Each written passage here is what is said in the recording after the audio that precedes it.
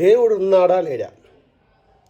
దేవుడు అనేవాడు లేడు, హనుమాన్ అనేవాడు లేడు, ఆంజనేయ స్వామి అనేవాడు లేడని చెప్పి ఈ మాటలున్నది ఎవరో తెలుసా? రాజమౌళి. అవును, మన దర్శక ధీర మన జక్కన్న రాజమౌళి ఈ మాటలన్నాడు. నేను దీని ఏదో కాంట్రవర్సీ చేద్దామనో ఈ వీడియో తీయట్లేదు, కానీ రీసెంట్గా ఒక సంఘటన జరిగింది.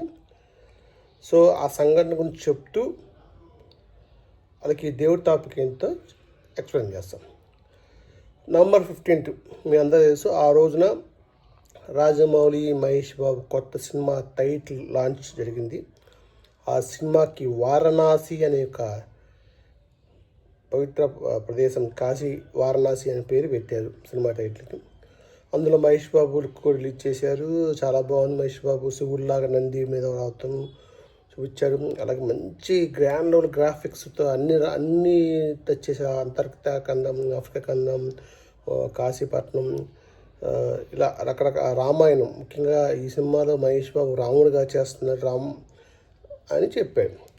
మరి ఈ దేవుడి గురించి సినిమా తీస్తూ దేవుడు లేని రాజమౌళి ఎందుకు అన్నాడో చూద్దాం.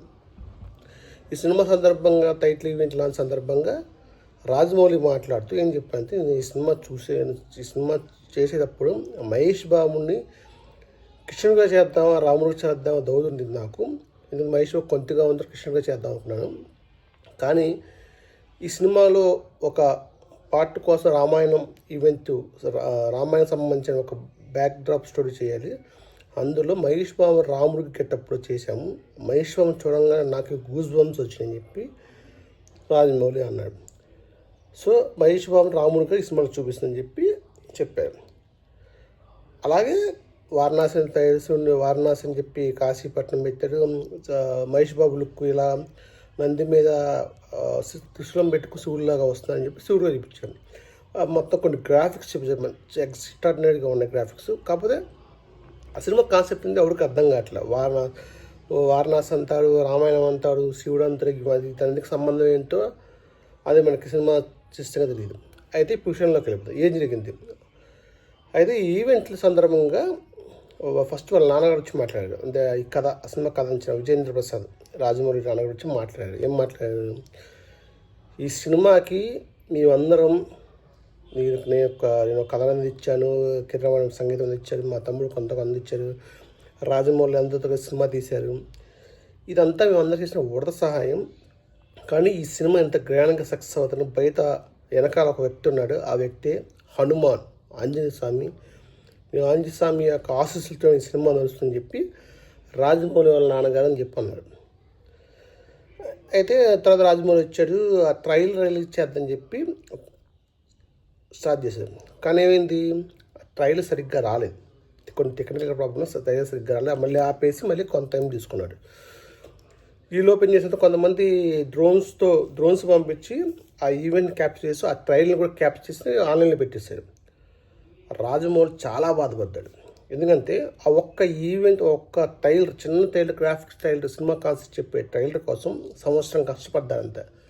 CG పర్సన్స్ కలిపి ఈచ్ ఫ్రేమ్ పర్ఫెక్ట్గా రావడం కోసం సంవత్సరం కష్టపడి చివరికి ఎవరికి చూపించకుండా ఆ ఈవెంట్ రోజున ఆ సినిమా ట్రైలర్ చేయాలని చూస్తే ఈలోపు ఎవరో డ్రోన్స్ పంపించి ఆ సినిమా ట్రైలర్ క్యాప్చర్ చేసి నెట్ రిలీజ్ చేశాను.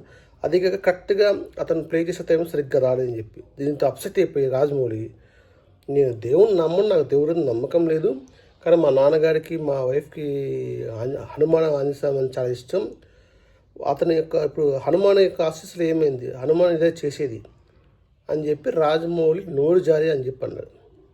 దీని మీద చాలా విమర్శలు వస్తున్నాయి. నువ్వు ఏదో టెక్నికల్ ప్రాబ్లం అయితే అది దేవుడు దయలేదు, లేదా దేవుడు హనుమాన్ ఇద్దరు చేసి అని చెప్పి ఆయన దేవుడిని నిందించడం కరెక్ట్ కాదు. నీకు దేవుడి నమ్మకం లేకపోతే దేవుడిని తక్కువ చేసి మాట్లాడతావా, నువ్వు దేవుడి మీద సినిమాలు చేస్తావా అని చెప్పి చాలామంది ఈ మధ్య కాంట్రవర్సీగా చేస్తున్నాం.